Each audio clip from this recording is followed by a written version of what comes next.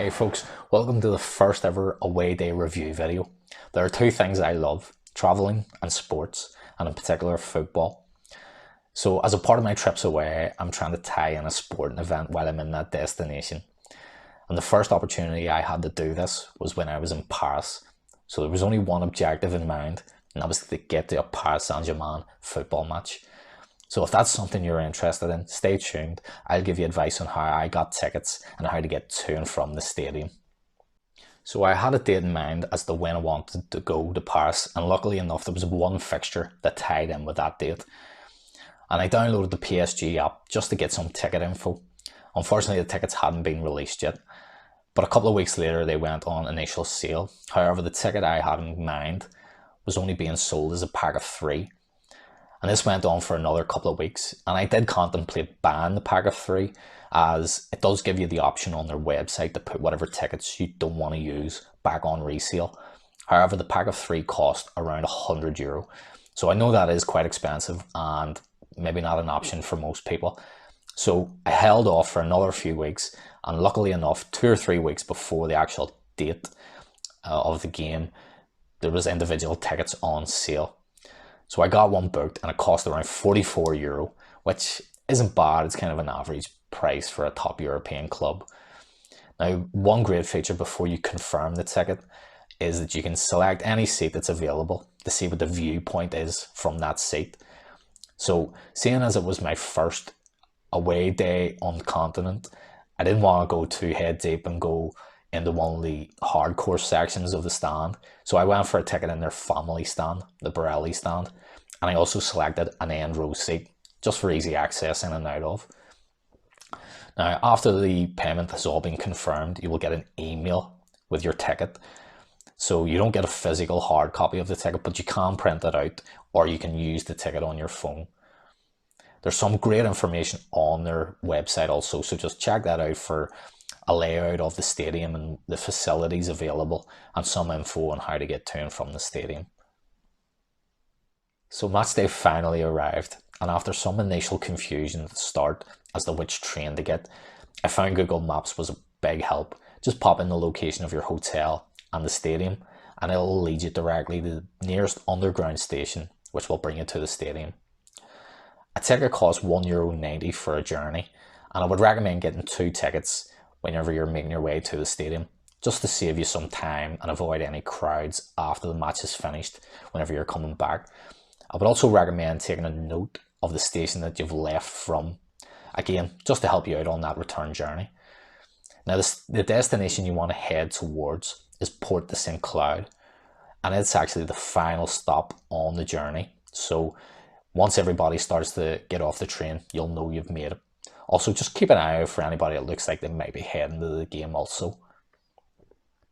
Whenever you make it to the final destination and you're leaving the underground, you'll see a bridge in front of you. Just make your way across the bridge and you'll see to your right hand side in clear view the stadium, so you know you're heading in the right direction.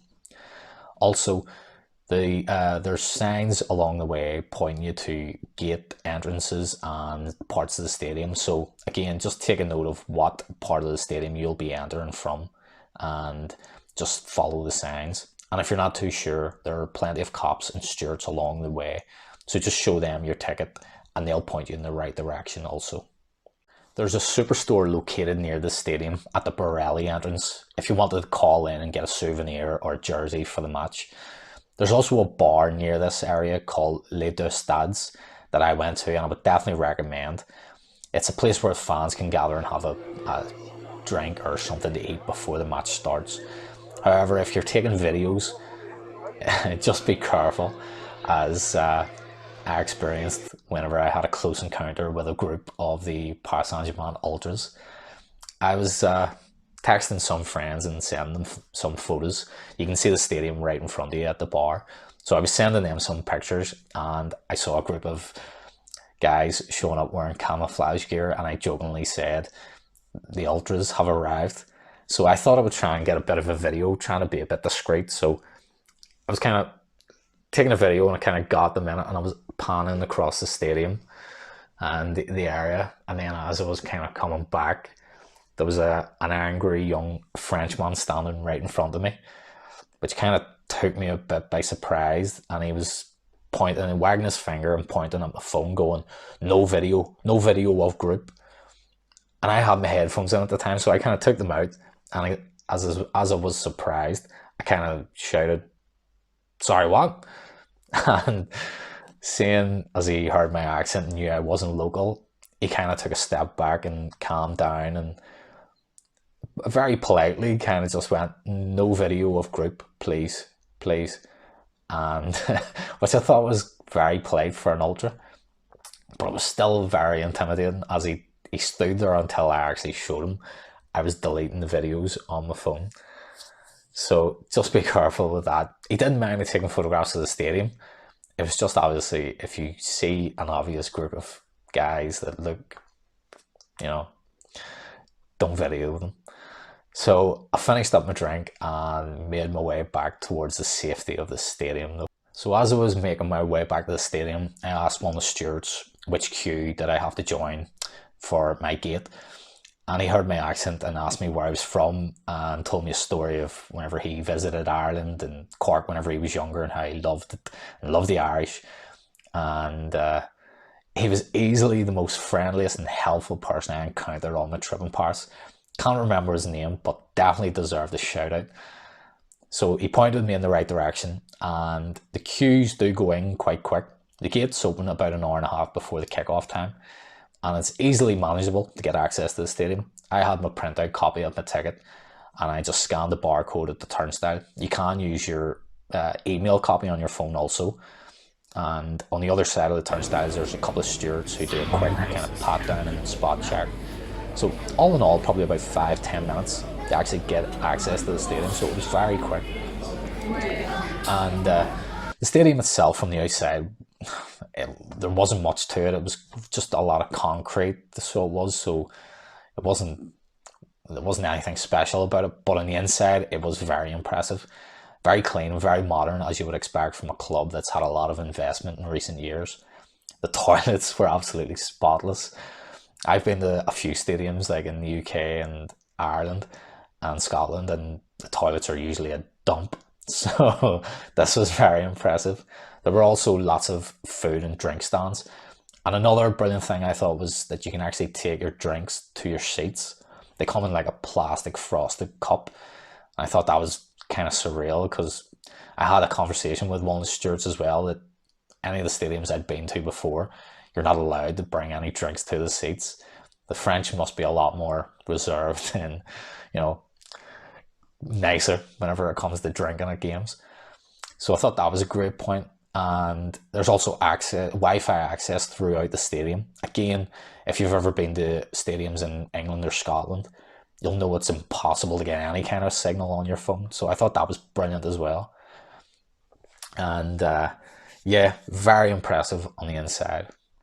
So after I got my drink, I was making my way towards the seat, and I was making my way up the steps out onto the stadium, and you could hear that buzz. It was like you'd stepped out into a Champions League game. It's that noise that only European football can make. It's not singing, it's just like a buzz, a drone, a noise. And it was amazing. And as the stadium started to fill, it intensified even more. There was two sections of the crowd at either end of the stadium leading the singing, and they were trying to outdo each other, which led to an amazing atmosphere. Now the game itself wasn't anything special, but they did win, which made the atmosphere even better and made the mood even more better. But just the opportunity to see some world-class players in the flesh like Neymar was an absolute dream. So I made my way out of the stadium about 5 minutes before the end of the game, just to beat the crowd and make my way to the train. So as the trains do fill up very quick, so as I said, have a ticket already bought just to avoid wasting any more time, just to get on to that first train available. But all in all, an amazing experience, and definitely one I would recommend. If you're planning a trip to Paris, you have to take in a game. So there you go, guys. There are some of my tips. Hopefully this will have helped you if you're planning an away day to Paris Saint-Germain. I will have more videos like this to come, But obviously with the current situation, none or limited number of fans are going to be allowed in the stadiums. It really does make me appreciate getting to events like this, and I can't wait for my next away day. It really emphasizes that old saying that football is nothing without the fans. Anyway guys, thanks very much for checking this video out. Please make sure to give it a like, share, subscribe, hit that notification bell, and we'll see you on the next away day.